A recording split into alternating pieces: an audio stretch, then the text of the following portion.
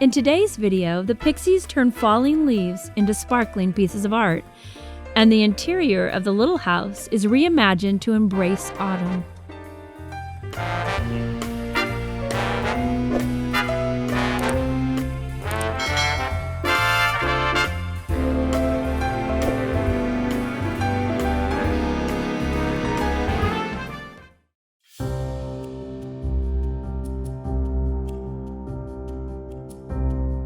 Nature's full screen is gold, her hardest hue to hold. Her early leaves a flower, but only so an hour.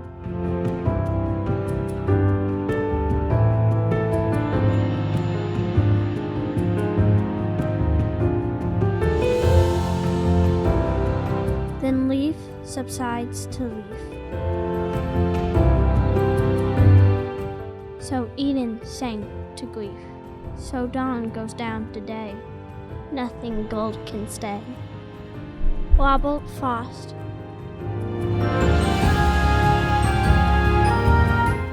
The leaves had begun to fall from the arms of the oaks and the pecan trees at least 3 weeks hence, which had led to the Pixies being torn by this hopeful indication that fall might be just around the corner, and the stark reality that it was still over 100 degrees and their potager now lay beneath the carelessly discarded attire of the now less leafy giants. But a problem is never presented in the Pixies world that does not also simultaneously brim with the potential solutions, most often involving fanciful ingenuity and imaginative practicality. After all, as I'm sure you're aware, when one is given an abundance of lemons, one must immediately tie on their favorite apron and make lemon meringue pie, or lemonade if you have no apron or imagination available. Thus, it stands to reason that when one is practically hand-delivered a plethora of leaves falling from the sky, one should immediately pluck the finest of nature's work from the quickly accruing piles and set about transforming them into glittery pieces of art to elevate one's autumn interior decor. Turning ordinary bothers into blessings is a skill Pixies are born to, and they are also inordinately fond of sparkly things. This trait is one that they come by honestly. I suspect that someday they will find an epigenetic switch which controls the genetic expression of sparkliness appreciation and the complete inability to simply walk past shimmering things without acknowledging them. This genetic switch will surely be stuck in the on position in the Pixies' DNA, passed down from generations on their maternal side. Future scientific breakthroughs aside, the Golden Pixie already had her case of glitter at the ready, and the only piece missing in her plan were the leaves. And so the trees looked on with curious amusement as the Pixies sifted through their cast-offs, with the critical eye of nuclear inspectors examining each leaf for the imperfections and selecting only specimens whose shapes and sizes were deemed perfect for their imagined project. Once more than enough leaves had been gathered, the two artists proceeded to carefully puzzle their bounty together on a long charcuterie board and press them beneath stacks of books. Flattening the leaves would ensure that the next few steps in the creative process could be completed without dealing with the hassle of curling and crumbling leaves. And then they waited.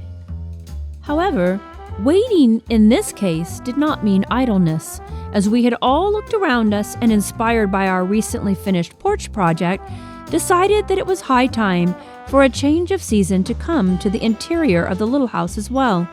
And since the calendar agreed with us, we went to work. Summer had left a haze of dust across shelves and in high corners, beneath furniture and atop artwork, so it was determined that the starting point in this change of scene was a thorough cleaning. And clean we did.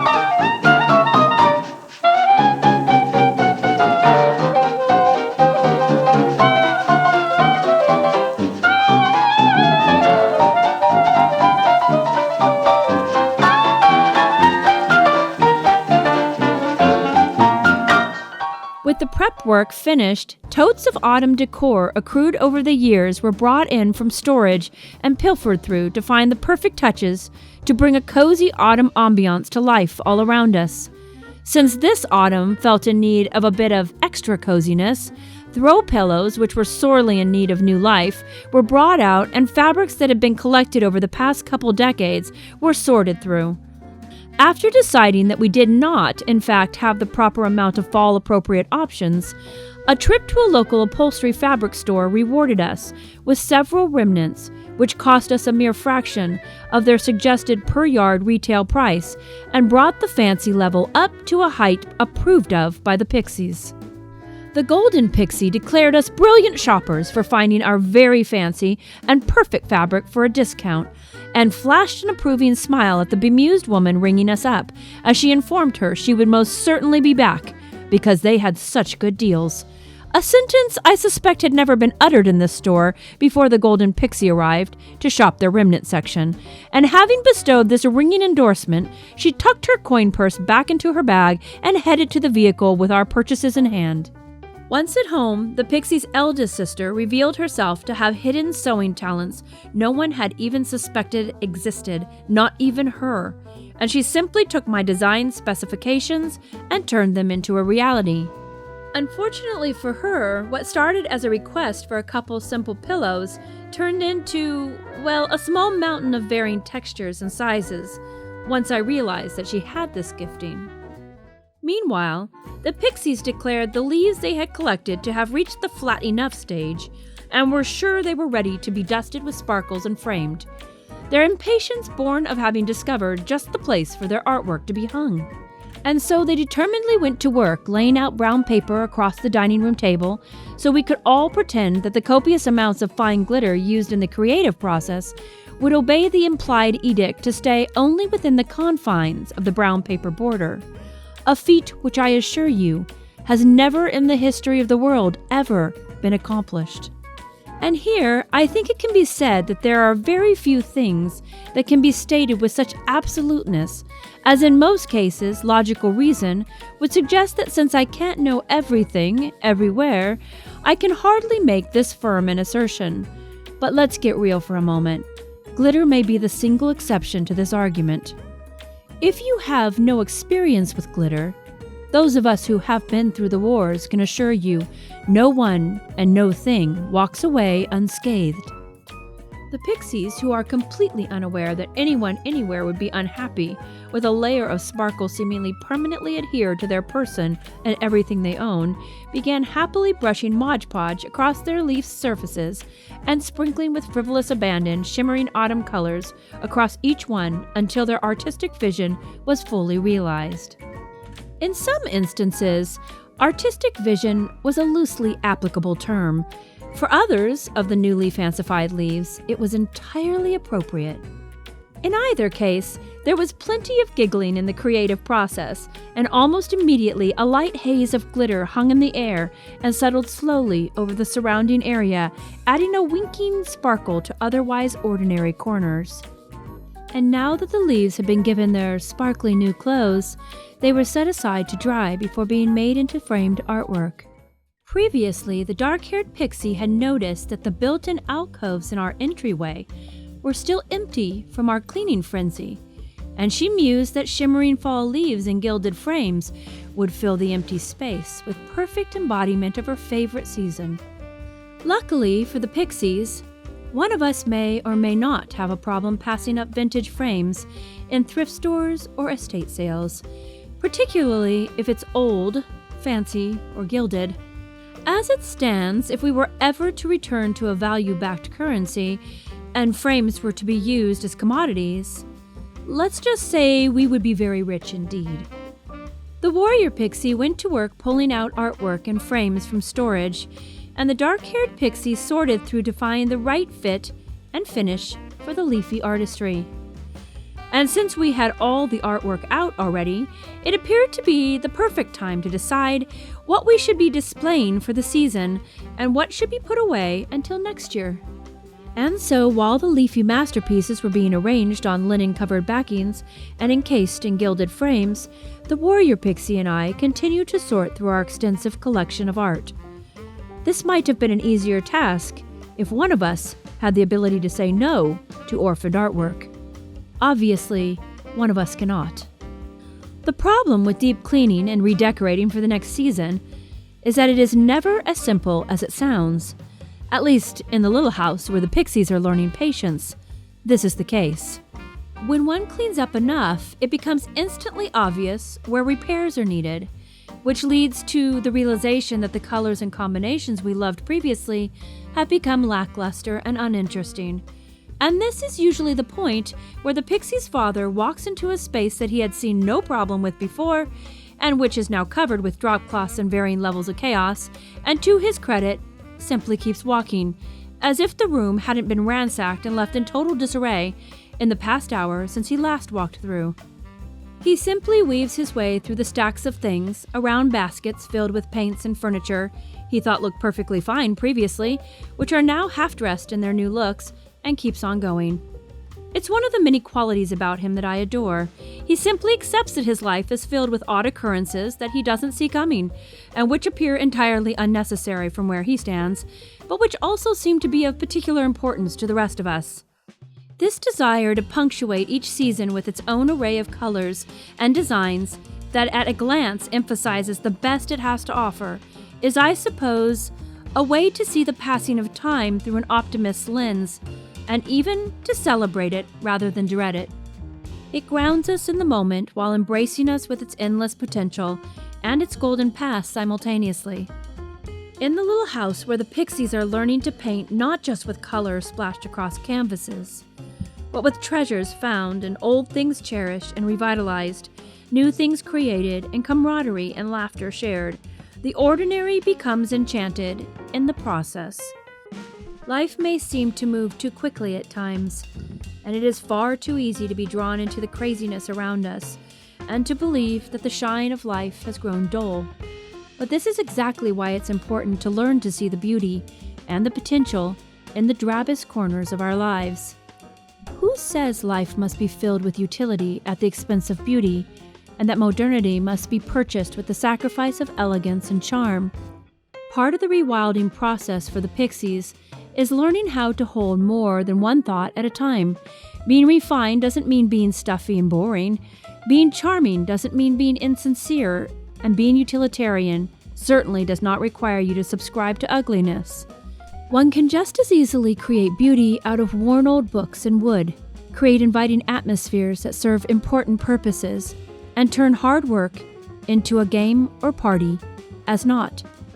It's all in your choices and in your perspectives.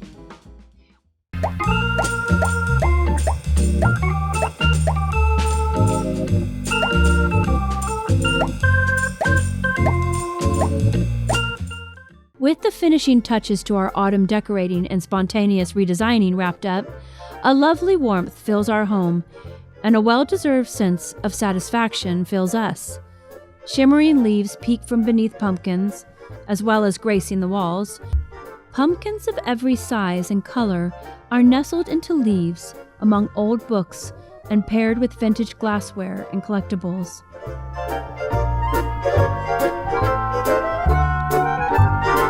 Antique purses given to me by my grandmother have finally been given their own display case, which was discovered brand new at a thrift store for a few dollars. Clocks are obviously a fascination and hold a particular beauty even when not functioning or having forgotten to put on a proper face.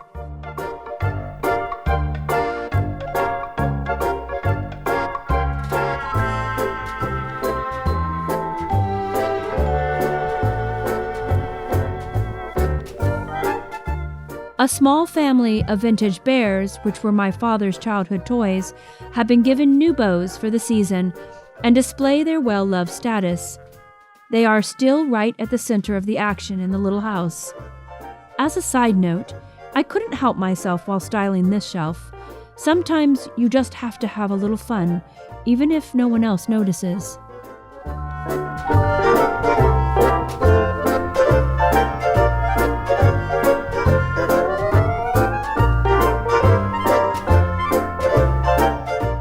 A recent find of two little porcelain girls who remind me of our Pixies have found the perfect spot from which to observe the house.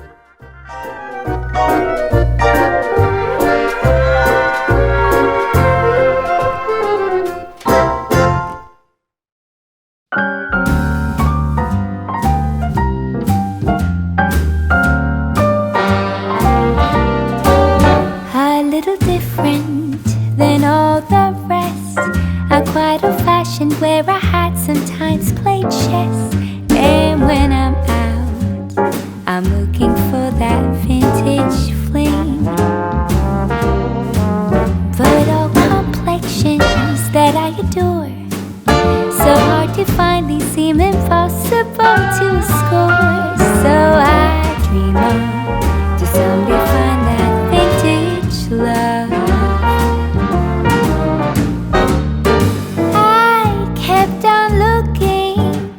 But everyone's such a bore. And out of a sudden, you came through the door. At the next table, your whiskey neat. The lights were dimmed as our eyes met, moves on me. And forevermore, I like to share that vintage dream.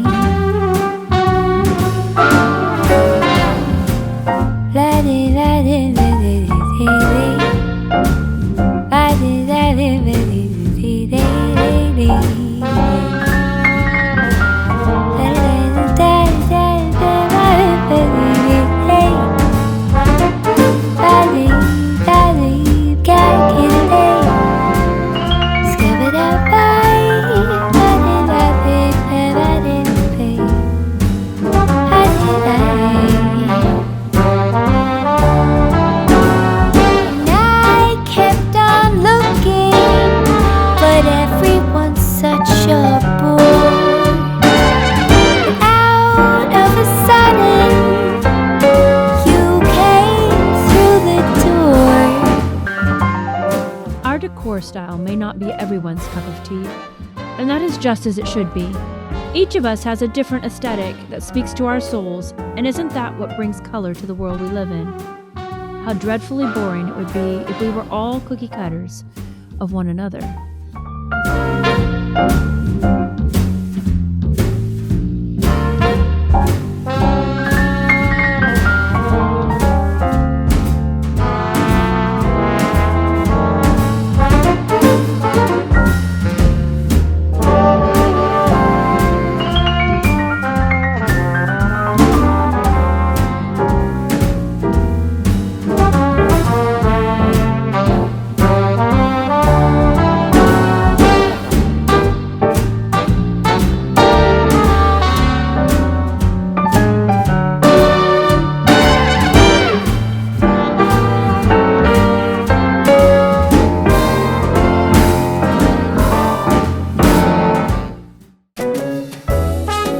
No matter how you take your tea, we will always be the first to insist that you definitely should have some. Thank you for joining us as we reimagined our home for autumn. We hope you will make yourself a pot of your favorite brew, embrace that fall feeling, consider collecting a few of your own leaves, and take a chance on a little bit of glitter.